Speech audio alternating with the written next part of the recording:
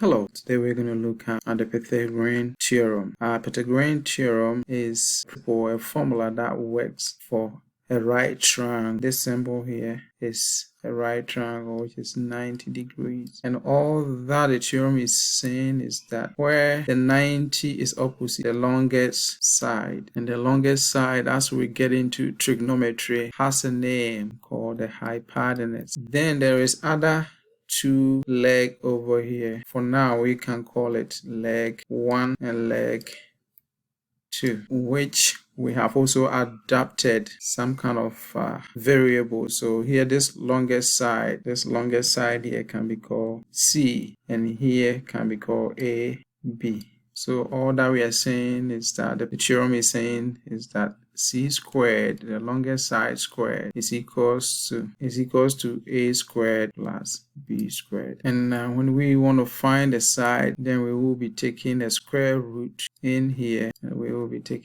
repeat the same thing here. So the C will be plus or minus A squared plus B squared. But since we are dealing with a distance or a length, we will only consider the positive side because we don't have a negative length. In the same way, if we are looking for the other side of it, either leg 1 or leg 2, then it would have been C squared minus B squared, and the B will also be,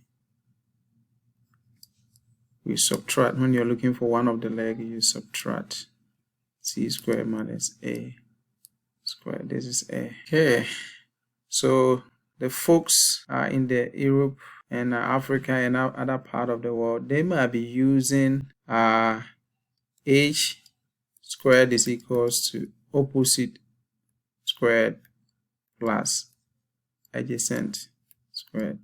It's all good because this leg, as we move along, one of them will be opposite and one of it will be adjacent. So we will start calling it the opposite and adjacent as we get more into trigonometry. So here we have been asked to find the missing length, which is the C. Here we can use C squared is equals to A squared plus B squared because it's a right triangle. This one is a 90. So our C is the longest side that we are looking for. We don't know it, so we will leave it as C squared. The side A is 7, so 7 squared plus 24 squared. 7 squared is 7 times 7, which is 49. 24 squared is also 24 times 24, which is going to be 576. We add it together and we get 625. We want to solve for C,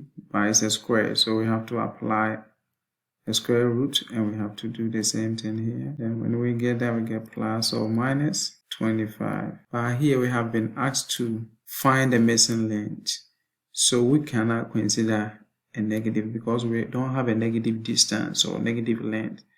So here we will consider the 25 as the answer. So anytime we have been asked to calculate the distance or the length, we only consider the positive because we don't have a negative distance or negative length. Here we have been asked to find the missing side X here. We don't know it. But first of all, we have to be able to locate our C. We look at here, this is the 90, and the one that is opposite, that gives us the longest side. So here is a C, and here could be the other leg. So here, as we are using the Pythagorean, C squared is equals to A squared plus B squared. The C squared has been given as 13, so 13 squared is equals to 7 squared plus here is X squared. We got 13 times 13 is 169, and 7 squared is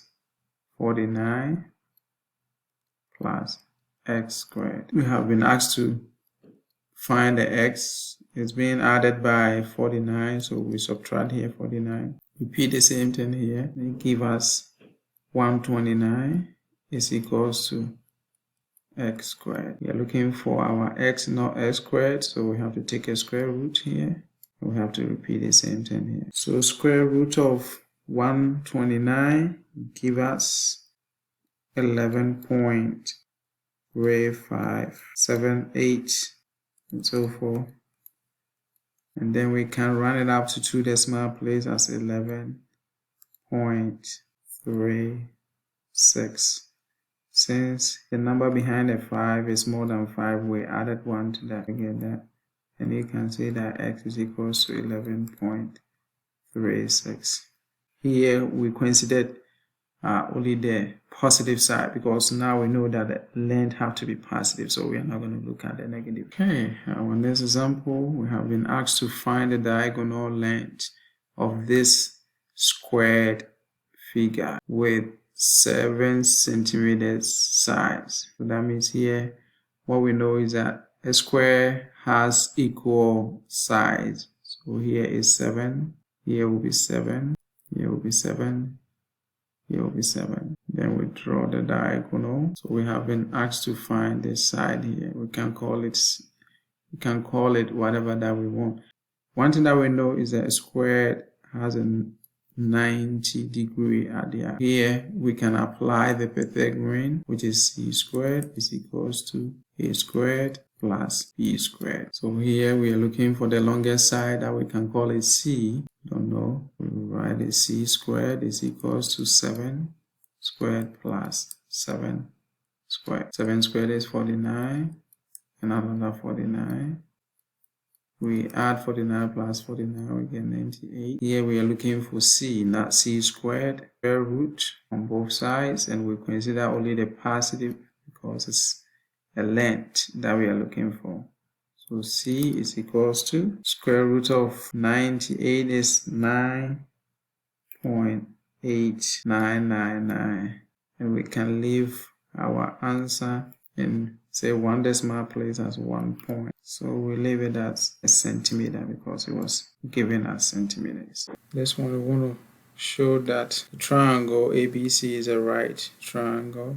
All that we know is that our c squared must be equals to a squared plus b squared. Here we don't know the angle, but we can assume, or we can take 10 to be the c because that's the longest amount of the size here. So here we say 10 squared must be equals to 6 squared plus square root of 63 all squared. 100, 10 squared is 100, 6 squared is 36. A squared of square root of 63 will give us the radical, which is 63. We write our 100. 36 plus 63 will give us 99. And here we realize that they are not equal. So therefore, triangle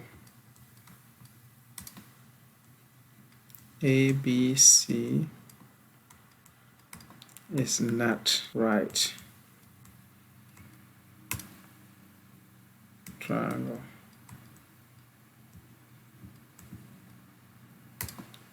Since c squared is not equals to a squared plus b squared in this particular question. So here we have been asked to determine that if the triangle below is a right triangle. First of all, we know that all right triangles obey the Pythagorean, which states that c squared is equals to a squared plus. The c is the longest side, which happens to be here. Here, let's say 13 squared must be equals to 5 squared plus 12 squared.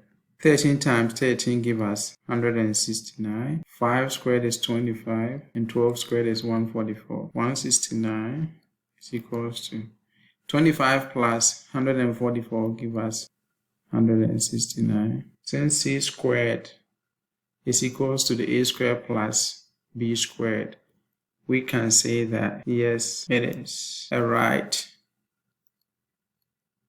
triangle.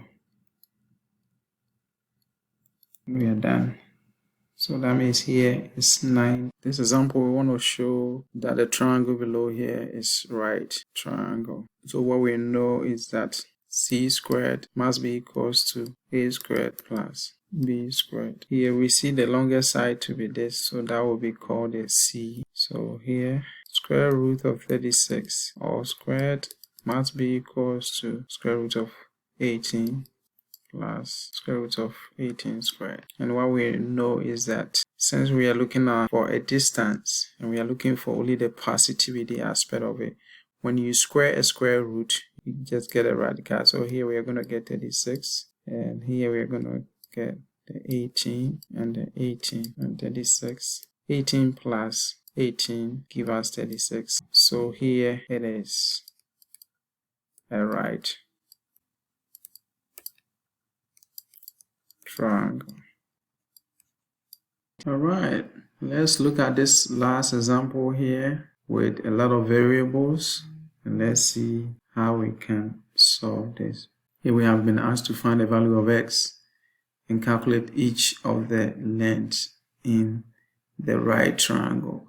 So here it's telling us that it's a right triangle. So because of that, we can apply a Pythagorean, which is c squared is equals to a squared plus b. If that is the case, our c squared is the longest side. So here is two terms. So let me cover it with the parenthesis. Equals to x squared plus x minus 1 all squared. It's also two terms, so we cover it with the parenthesis. Here, what we could do is that we repeat this. And we can use our FOIL, or we can use the Pascal's principle. This is also one of the videos that I have. I have video on that, you can watch it. So here, I'm gonna run in here because you can look at the other videos to get a review on that. So here we're gonna get all x squared minus 12x plus 9 is equals to x squared plus another x squared minus 2x. Okay, we see that now we are getting a quadratic. So here lie term, so it becomes 2x squared minus 2x plus 1. We can bring all of them in one side because the quadratic standard form, we have to bring everything to one side. So x squared plus bx plus c equals to 0. So we have to bring all of them. So we are bringing everything. So we want to make the right hand side 0. So we will subtract 2x squared here. Repeat the same thing here. Here we want to make 0. We add 2x. We add 2x here. We want to make it 0, we subtract 1, subtract 1. So the whole of this is 0 now. 4 minus 2 give us 2x squared. And negative 12x plus 2x. Since the negative is bigger, the final is going to be negative 10x. And then positive 9 minus 1 give us positive 8. We want to the quadratic has a factor of 2 and is divisible, so we divide both sides by 2. If you want, you can do this. So as you watch my other video on the quadratic, we see that the constant is 4, so we look for the factors of 4, which is going to be 2 and 2, 4 and 1. And when you multiply, you get that. And when we add, we have to get this, the coefficient of the x here. So I believe this 2 now, if we make here negative, that will help. Because negative 1 times negative 4 is positive 4. And when we add it, we get negative 5. So it satisfies the equation. So we get negative 1 here. And we get negative 4 here. So here, our x is equals to 1 and 4. So we got two values for 4 and 1. Now we're going to plug it into the equation to find the variable side. And we realize that when we plug the 1 in here, we're going to get 2 minus 3, which is giving us negative 1. But we don't have a negative length. So for that matter, we have to reject. So we're going to reject 1 because it will result a negative length. And we don't want that. So if that is the case, we are using the 4 If we are using 4, 4 will be 2 times 4 minus 3, which is going to be 8 minus 3, which is going to be 5. So this length is 5. And then here 4 minus 1, which is going to be 3. And then here will be 4. Please subscribe and see you in the next video.